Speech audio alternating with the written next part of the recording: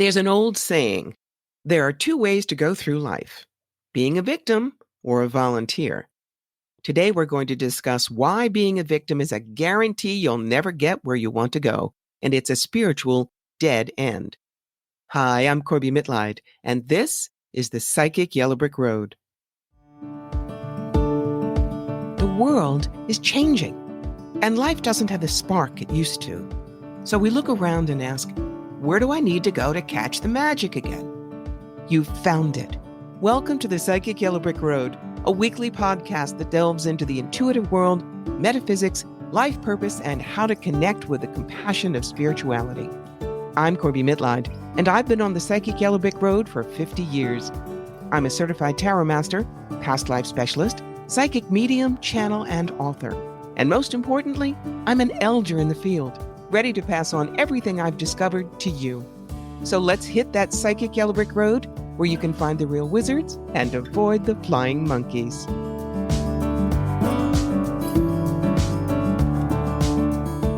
Are you a professional victim or a spiritual explorer?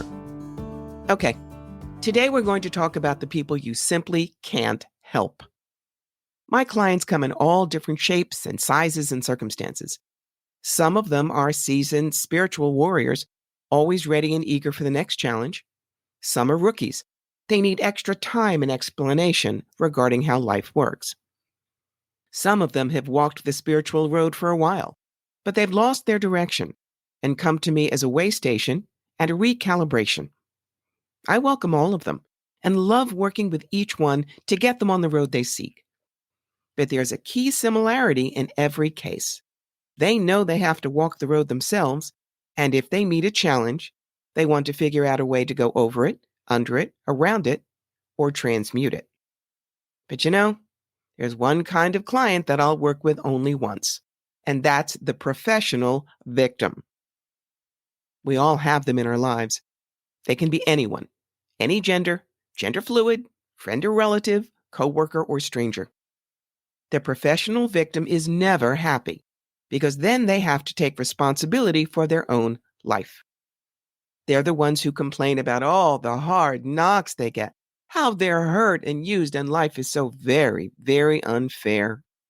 They grumble about circumstances, they bemoan their situation, and they bellyache about their relationships with numbing regularity. They say over and over again how they want things to change, but it never happens. Maybe it's bad karma. Maybe they're just not lucky. But they know that it will never, ever work out in their favor. For some people, life is nothing but rainstorms and misery because that's all they understand. Now, a lot of us, in sympathy, make suggestion after suggestion because we really do want things to get better for them. But each suggestion is met with a reason why nothing will work. What if you talk to your spouse about your feeling left out of decisions? Oh, she never listens. I can't be bothered. What if you talk to your boss about that raise? Oh, bosses are so damn greedy. They just want us to shut up and work for pennies. Too many times the professional victim deals with a child. What if you stop enabling your 29-year-old son and told him to move out? Oh, I couldn't do that. I'd be a bad parent, but he's so lazy and I can't afford to pay for both of us. I wish he'd do something. In every case, the person finds relief in complaining to anyone who'll listen. But honestly, they have no intention of taking any responsibility for getting things to change. Look, I have no fear of hitting you upside the head with a clue brick when you need it. After all, it's my job. And boy, howdy, when that professional victim comes to my desk, I am not gentle with them. I point out pretty clearly that they're spending good money with me, but no matter what the cards or their guides suggest, they refuse to believe anything can be different. They are dumbstruck at my bluntness, and they either acknowledge that fact and open up, or I don't read them again. And I make no apologies for that. Because the single most important piece of guidance I can give you is this. It starts with you. You are in charge of your own existence, nobody else.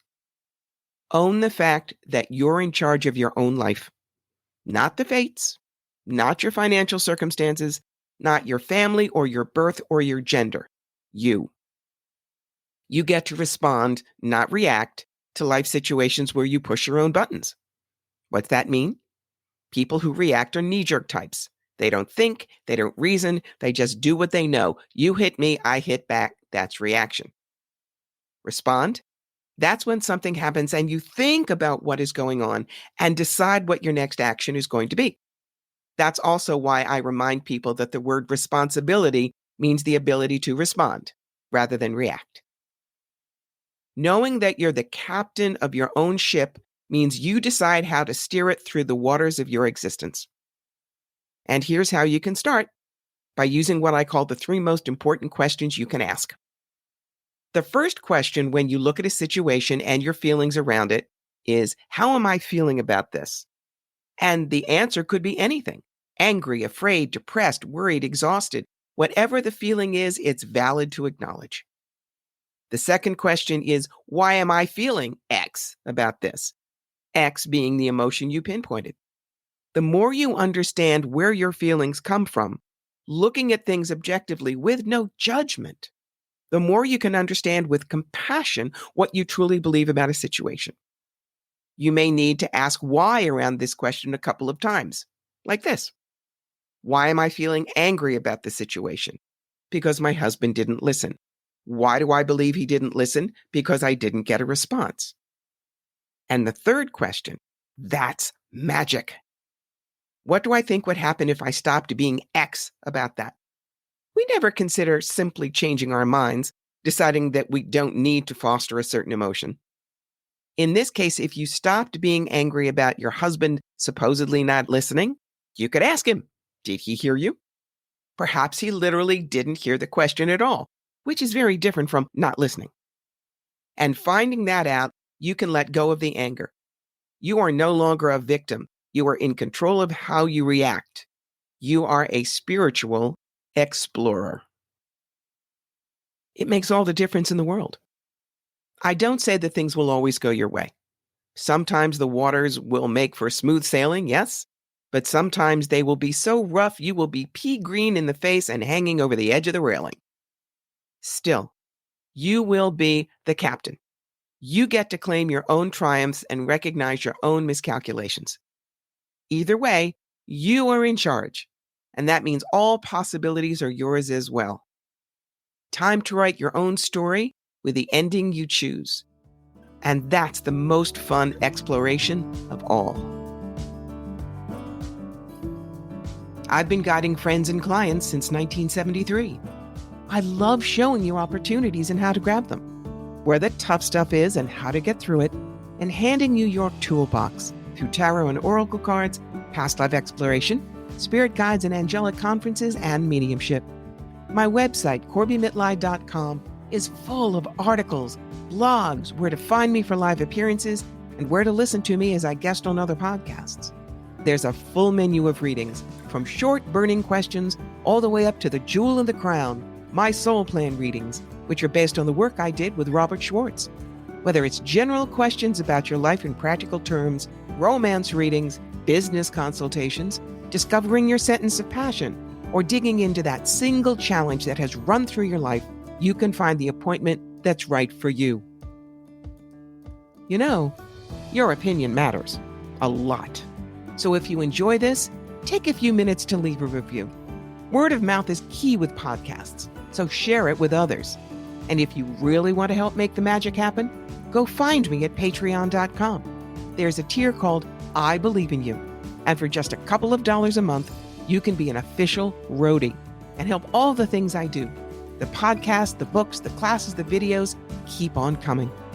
This has been Corbie Mitleid. And until next time, keep those ruby slippers polished, and I'll meet you on the psychic yellow brick road.